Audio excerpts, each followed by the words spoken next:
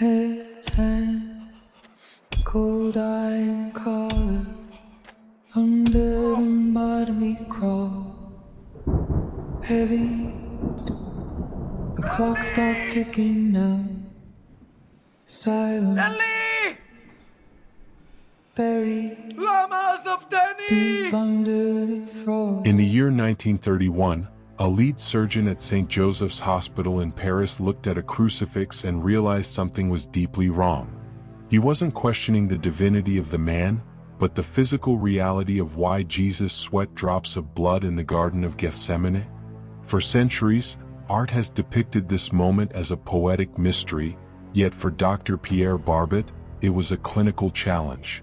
He knew that what the Bible described was not a metaphor, but a rare and brutal biological phenomenon. Historical records and medical science now suggest that this bloody sweat was just the beginning of a physiological collapse. It is a condition known as hematidrosis, triggered only by a level of psychological terror that most humans will never experience.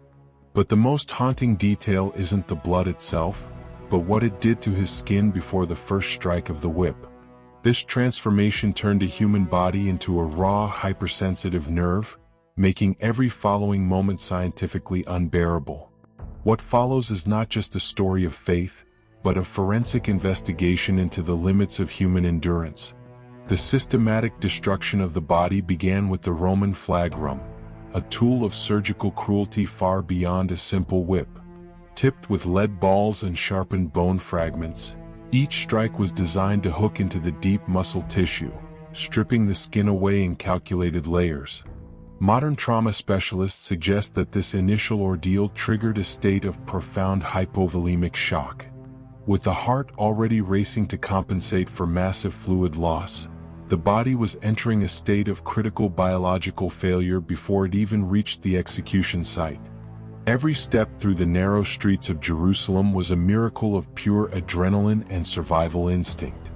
The heavy wooden crossbeam pressed directly against the freshly exposed nerves of the back, creating a friction so intense it pushed the nervous system toward total shutdown. What history describes as a man stumbling under a heavy load, medicine recognizes as a body in the final stages of thermal and physical collapse. The internal systems were already failing, struggling to maintain a metabolic balance that was being violently torn apart. Once on the cross, the mechanics of death shifted from external trauma to a calculated internal catastrophe.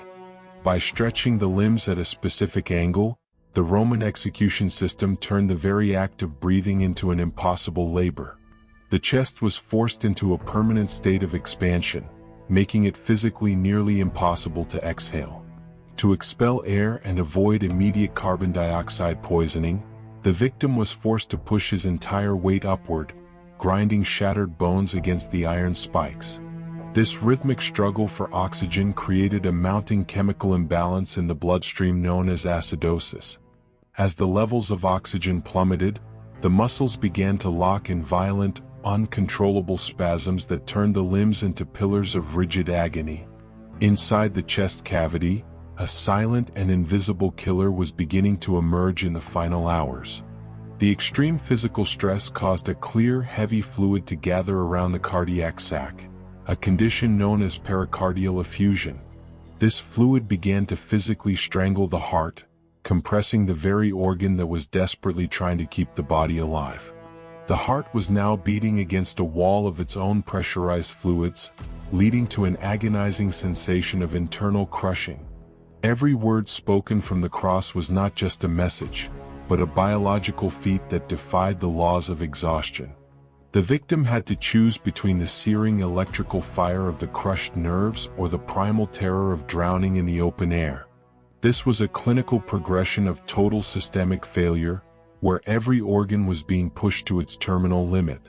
The body was no longer just experiencing pain. It had become the site of a total anatomical collapse that no modern patient would be expected to survive.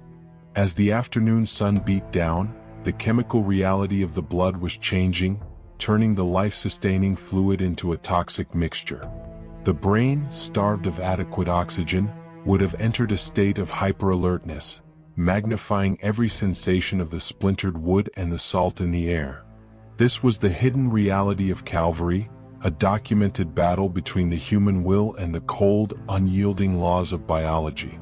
But the most disturbing forensic evidence was yet to be discovered in the silence that followed the final breath. While the upper body was locked in a desperate battle for air, the focus of this anatomical tragedy shifts to the singular anchor at the base of the cross. A single iron spike was driven through the small, delicate bones of the feet, turning the simple act of existing into a fresh wave of neurological fire. To avoid immediate suffocation, the prisoner was forced to push his entire body weight upward against that metal bolt.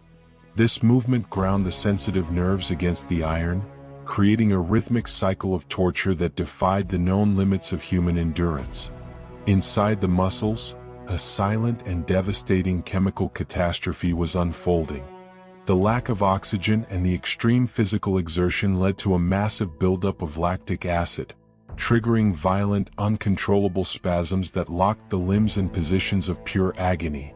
The heart, already strained by massive blood loss, now faced the crushing pressure of the gathering pericardial fluid. Every beat became a shallow, irregular flutter as the organ began to fail, struggling to pump thickening blood through a collapsing system. Medical experts suggest that the brain, deprived of adequate oxygen, would have entered a state of hyperalertness born of pure trauma. This meant that every sensation, from the scrape of the wooden beam to the sting of the salt-filled air, was magnified 1,000 times. The documented cry for thirst was far more than a physical craving for water. It was a clinical symptom of profound metabolic collapse, where the tongue swells and the throat constricts as the body's internal systems shut down completely. When the Roman spear eventually pierced the side of the body, the immediate release of clear fluid and blood confirmed a ruptured heart. It was the physical manifestation of a biological vessel that had been pushed to the terminal edge of reality.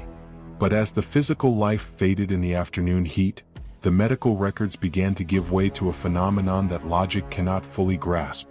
The cooling of the body on that wooden frame was only the beginning of a riddle that would baffle researchers for centuries. The silence that followed the final breath was heavy with a scientific anomaly that still challenges modern physics. How could a body subjected to such systematic destruction leave behind clues that appear to violate the very laws of entropy and decay? As we move from the clinical reality of the execution to the forensic mystery of the tomb, the evidence takes a startling turn. We are no longer looking at just a victim of Roman justice, but at a biological event that seems to echo through the fabric of time. The wounds were deep and the trauma was absolute. Yet the forensic trail does not end with the cessation of a heartbeat. Instead, it leads us to a cold stone chamber where the laws of biology were about to be rewritten forever. The Shroud of Turin, perhaps the most studied object in human history, offers an anatomical map disturbingly faithful to these modern medical discoveries. The bloodstains preserved on the ancient fabric reveal a flow pattern that perfectly respects the laws of gravity for a man suspended on a cross. Experts note that the whip marks on the linen show over 120 deep wounds. This suggests the presence of two torturers positioned at different angles, working with systematic brutality and calculated precision. But the detail that most intrigues scientists is the absolute absence of signs of decomposition on the cloth. This indicates that the body remained wrapped for an extremely short window of time, leaving the forensic record frozen in a moment of peak trauma. At the moment biology stopped, a new series of inexplicable events began to challenge the logic of the very soldiers guarding the site. The Roman centurion, a man hardened by hundreds of brutal executions, recorded an atmosphere at Calvary that no natural phenomenon could fully explain. For medicine, the death of Jesus remains the definitive study on the limits of human endurance. It is the ultimate example of biological collapse under extreme physical and neurological stress. It is fascinating how accounts written 2,000 years ago accurately described medical symptoms that science would only categorize millennia later. By analyzing every torn nerve and every drop of pericardial fluid, medicine confirms a reality of absolute suffering. Today, when observing the image of the Crucifixion, science does not see just a religious symbol. It sees the record of an event that tested the very boundaries of anatomy and human pain. High-tech image analysis suggests the mark left on the funerary linen was not caused by ordinary contact. It appears to be the result of a short, intense burst of energy that modern physics is still struggling to categorize. This phenomenon, which some researchers call surface radiation, etched a three-dimensional image into the fabric. Remarkably, the image contains no pigments and defies the known laws of organic chemistry and decay. It is the exact point where human logic retreats. The evidence suggests that the body stopped obeying the laws of gravity and entropy at the moment history was forever altered. If the energy required to etch that three-dimensional image onto the linen truly originated from the body, we are witnessing a localized violation of the laws of thermodynamics. For a split second, the laws of nature were suspended in that stone chamber, leaving behind a signature that science cannot yet name. Perhaps the agonizing collapse of the body was not the final destination, but a necessary passage for a transformation that still baffles our most sensitive instruments. We are left with a forensic record that refuses to obey the rules of decay, pointing toward a reality that exists just beyond the reach of our current logic. The wooden beam has long since turned to dust, but the echo of those final hours continues to vibrate. In the end, the greatest truths are often found in the mysteries we are still brave enough to face. Every wound and every physiological failure we have explored today points toward a terminal ending, yet the evidence that follows speaks only of a beginning. This collision between the brutality of Roman iron and the inexplicable nature of the shroud creates a gap that neither medicine nor history can fully bridge. The iron nails and the splintered wood have long since returned to the dust of the Judean desert. But the silence that fell over Calvary 2,000 years ago remains the loudest sound in human history. The medical mystery of the hematidrosis, the sweating of blood, was the first fracture in a biological vessel that was about to be completely poured out. It signaled a psychological weight so heavy that it physically altered the body's chemistry before a single Roman hand was even laid upon him. Science tells us that such extreme terror creates a state of profound hypersensitivity. This meant that every subsequent strike of the whip was felt with a raw, agonizing intensity that most humans would never survive, even for a moment.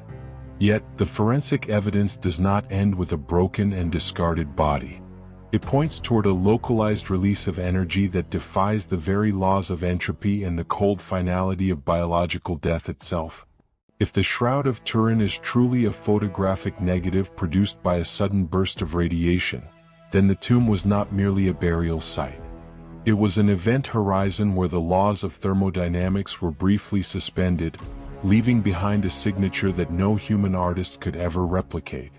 This clinical journey through the Crucifixion reveals a man pushed beyond the known boundaries of human endurance. We are left looking at a body that was surgically destroyed by Roman iron, yet a forensic record that remains scientifically impossible to ignore. Was the agony of Gethsemane and the collapse on the cross merely a biological dead end? Or was it the necessary catalyst for a transformation that modern science is only beginning to have the language to describe? Your perspective on this intersection of history, trauma, and the unexplained is where the next chapter of this mystery begins. We invite you to share your thoughts and join our community as we continue to peel back the layers of the world's most guarded secrets. The iron nails and the splintered wood have long since returned to the dust of the Judean desert. But the silence that fell over Calvary 2,000 years ago remains the loudest sound in human history.